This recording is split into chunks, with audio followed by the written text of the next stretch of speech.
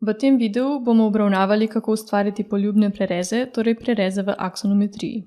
Ta tip prereza je lahko koristen, če želite prikazati interierje ali plasti finalnih oblog v 3D. Znano je, da znotraj Allplana ne morete definirati in izbirati armature v 3D pogledih, temveč le v tlorisu. Na ta način lahko hitro ustvarite aksonometrijske prereze, v katerih lahko urejate postavljeno armaturo.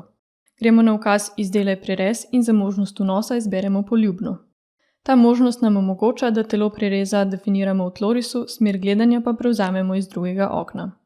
Prvi del je klasično ustvarjanje linije prereza in globine prereza v tlorisu. Potem kliknemo v drugo okno, da prevzamemo smer gledanja iz tega okna. Lastnosti so povsem iste kot v ostalih tipih prereza. Potem, ko smo definirali vse lastnosti, lahko naš prerez postavimo v tloris z levim klikom miške. Hvala za vašo pozornost in želimo vam prijetno delo v Allplanu.